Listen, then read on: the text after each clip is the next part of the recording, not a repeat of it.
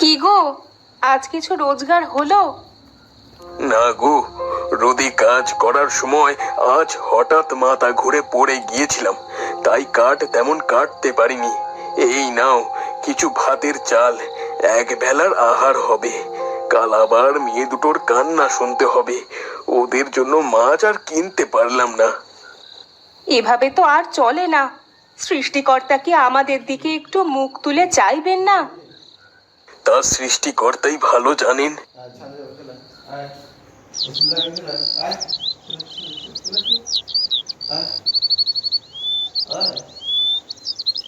আজও শুকনো মরিচ পোড়া দিয়ে খেতে দিলে মা? হ্যাঁ রে, তোর বাবার শরীরের অবস্থা তো জানিস। অসুস্থ শরীরে খুব বেশি কাট কাটতে পারে না মানুষটা। তোরা একটু কষ্ট করে এগুলো দিয়েই ভাত খেয়ে নে মা। টাকা হলে তোর বাবা দেখিস আজকে রাতেই মাছ নিয়ে বাড়ি আসবে। হ্যাঁ মা, আজ একটু কষ্ট করে খেয়ে নাও। আজ আমি কাঠ কেটে একটা বড় মাছ নিয়ে আসবো তোমাদের জন্য। প্রতিদিনই তোমরা আমাকে এক গল্প শোনাও। খাও তোমরা মরিচ পোড়া দিয়ে ভাত, আমি খাবো না। এই বোন শোন, যাস নে। হায় রে, মেয়েটা না খেয়েই বেরিয়ে গেল। বাবা মা, তোমরা খাও, আমি দেখছি বোন কোথায় গেল।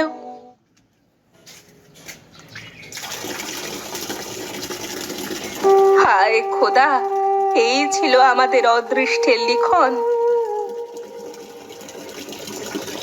খাবারের সাথে রাগ করতে নেই বোন, বাড়ি চল। আমি পারছি না আপা, রোজ মরিচ কচলে ভাত খেতে খেতে আমার ভেতরটা একেবারে জ্বলে গেছে। জানিস, খাবারের কারণে আজকাল আমার শরীরেও অনেক সমস্যা দেখা দিচ্ছে। এভাবে আমি আর খেতে পারছি না আপা। ওরে বোন, ওই দেখ কি সুন্দর খরগোশ। এ তো বুনো খরগোশ রে আপা, কি সুন্দর দেখতে। চল চল চল, ওর সঙ্গে আমরা খেলি। হ্যাঁ,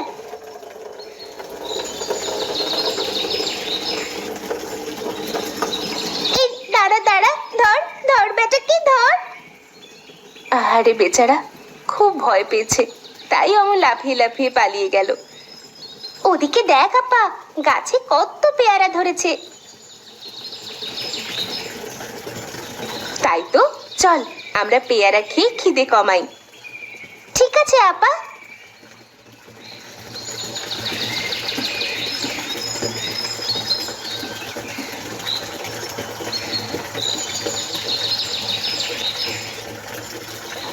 আহ, পেয়ারাগুলো কি মজার ছিল। হ্যাঁ, অনেক দিন পর তৃপ্তি নিয়ে খেলাম। আজ রোদের তেজটাও বড্ড বেশি রে। আয় আমরা ওই গাছের ছায়ায় শুয়ে জিরিয়ে নি, রোদ পড়লে চলে যাব।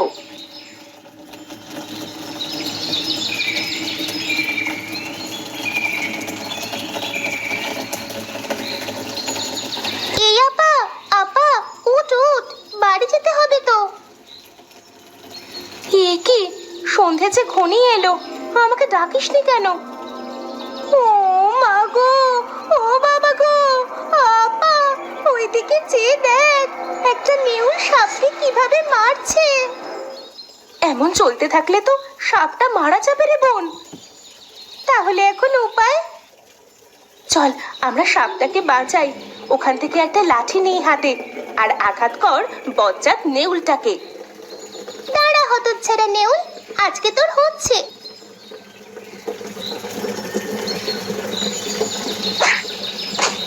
মারে মার, আরো জোরে। হেইও, জীবন বাঁচাতে ভেগে গেল।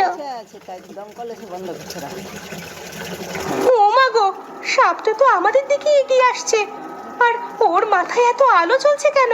চল চল আমরা পালাই। আমি হলাম অর্পা, আর ও তৃপ্তি। আমরা দুই বোন। আর তুমি, তুমি কে? আমি হলাম নাগরাজ। সবাই আমার দেখা পায় না। তোমাদের মন শিশুর মতো সরল, তাই তোমরা আমার দেখা পেলে। আমি তোমাদের কিছু উপহার দিতে চাই, আমার সাথে এসো।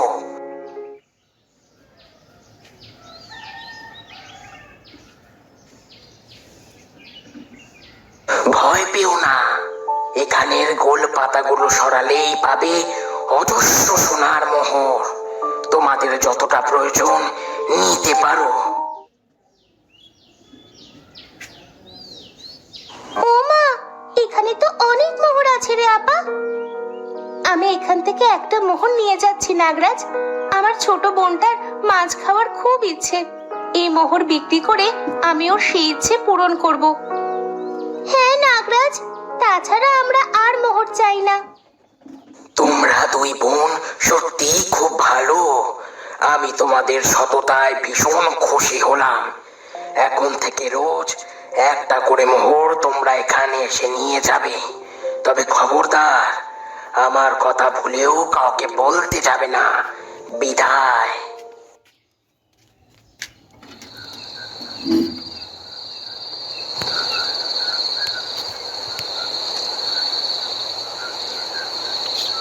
মা, মাগো, কই গেলে? দেখো আমরা কি নিয়ে এসেছি।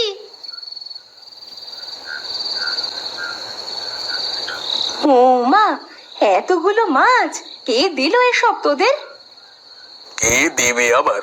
সকাল থেকে বাড়ি নেই, নিশ্চয়ই দুটিতে মিলে দূরের শীতলক্ষা নদীতে মাছ ধরতে গিয়েছিল। মারে, আর কখনো এমন করিস না। আমরা কত চিন্তায় ছিলাম জানিস। হয়েছে, এবার মাছগুলো নিয়ে কেটে রান্না করো। মেয়ে দুটো আমার সারাটা দিন না খেয়ে আছে। অর্পা মা, যা, তৃপ্তিকে নিয়ে হাত মুখ ধুয়ে ঘরে যা। আমি মাছগুলো কেটে ভাজি করে আনছি। আজ তোরা মাছ ভাজি দিয়ে ভাত খাবি। ঠিক আছে মা। তৃপ্তি, কলপাড়ে আয়।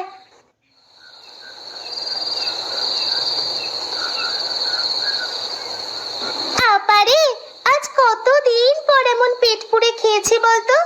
সুখে আমার চোখে পানি চলে এসেছে দেখ। ঠিকই বলেছিস। তবে মাছ কিনে যে টাকা বেঁচেছে তা দিয়ে আমাদের কালকে চাল, ডাল, তেল, মশলা সহ কিছু সবুজ শাকসবজি কিনে আনতে হবে। বাবা এত কষ্ট করে, এখন থেকে ওনার কষ্টটা একটু কম হবে। কি বল? হ্যাঁ রে আপা, তার বলতে।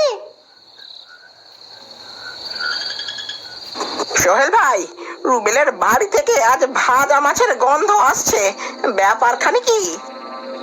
চুরি করতে করতে তোর মাথাটা একেবারে বিগড়ে গেছে রুবেল, তাই এমন উদ্ভট কথা বলছিস। নুন আনতে পান্তা ফুরায় লোকের বাড়িতে আবার মাছ ভাজা খাবে? হয়েছে তাহলে? কি জানি, মনের ভুলও হতে পারে। চলো, পা চালাও। আজ কাজলের বাড়ির দুধের গাভীটা চুরি করতে হবে।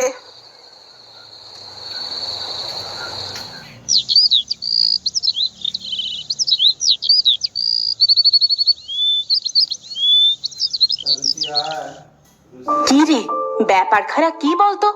কালকে এনেছিস মাছ, আজকে এতগুলো বাজার। সত্যি করে বলতো, এত সব করার জন্য তোরা টাকা কোথায় পেলি? নিশ্চয়ই গতকাল একটু বেশি মাছ ধরেছিল, হয়তো সেগুলো বিক্রি করেই। তোরা আবার চুরি টুরি করছিস না তো কোথাও? খোদার কসম, চুরি করিনি মা। এগুলো আমাদেরই অর্জন। আচ্ছা, ঘরে যা, গরম ভাত রান্না করেছি। মাছ গরম করে খেতে দিচ্ছি তোদের। তুমিও হাত মুখ ধুয়ে খেতে আসো। অর্পার বাপ।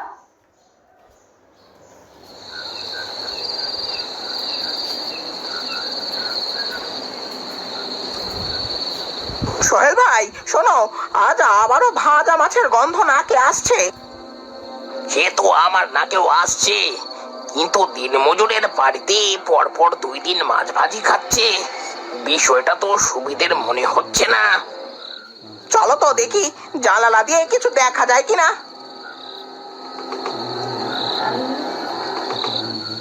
মা, ও মা, তোমার ছোট মেয়ে তো না খেয়ে ঘুমিয়ে যাচ্ছে। আর কতক্ষণ? এই তো মা, চলে এসেছি। তৃপ্তি, ওঠ মা, খেয়ে নে। ওরে বাবা রে, আজ তো মাছের ভাজি দিচ্ছে মেয়েদের বাসনে। নিশ্চয়ই এর পেছনে কোনো রহস্য আছে, আমাদের সেটা খুঁজে বের করতেই হবে। মা, কোথায় তুমি? আমরা গেলাম। সাবধানে যাস মা। আসার সময় মনে করে কয়টা পেয়ারা নিয়ে আসিস। তোর বাবার খুব পেয়ারা খেতে ইচ্ছে করছে। ঠিক আছে মা।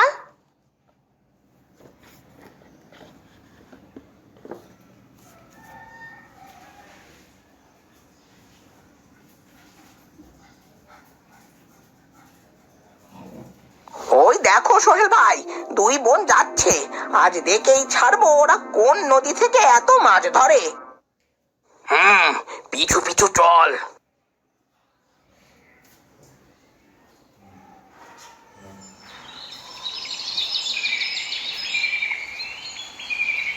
এ কি, এরা রাস্তা ছেড়ে জঙ্গলের দিকে যাচ্ছে কেন?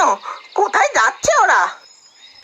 আওয়াজ নিচু কর, কোথায় যাচ্ছে সেটা তো গেলেই বুঝতে পারবো। নাগরাজ, আপনি কেমন আছেন? আমি ভালো আছি।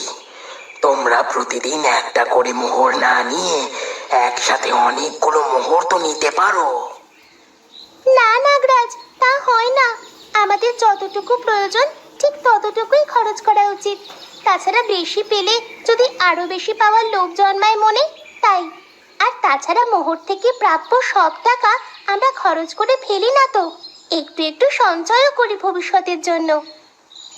এই নিলাম আজকের মোহর। আমরা এখন আসি নাগরাজ। এসো।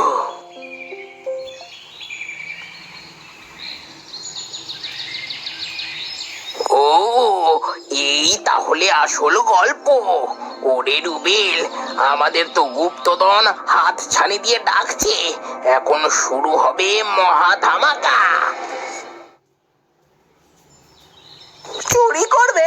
পাহারাদার যে একটা সাপ। আরে রাখ তোর সাপের গল্প, মেয়ে দুটো চলে গেছে, এক্ষুনি চল।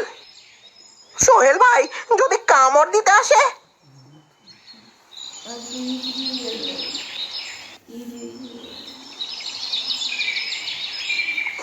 এই দিলাম শরীরের জোরে বাড়ি। ও মা, মা, মা গো, মরে গেলাম। এ কি বিষের জ্বালা গো, বাঁচাও, বাঁচাও। আপা, রুবেল চাচার গলা না? হ্যাঁ, কিন্তু আওয়াজটা তো গুপ্তধনের কাছ থেকে আসছে। চল তো দেখি কি হলো।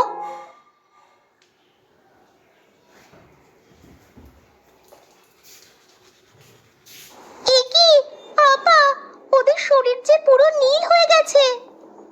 হায় খোদা, এ কি সর্বনাশ হয়ে গেল। নাগরাজ, দয়া করে ওদের আপনি ক্ষমা করে দিন, বেঁচে থাকার একটা সুযোগ দিন। না অর্পা, না, এমন মানুষকে দয়া করলে সৃষ্টিকর্তা আমার উপর নারাজ হবেন। ওরা ছিল ভীষণ লোভী, আর লোভীদের পরিণাম একটাই, সেটা হলো মৃত্যু।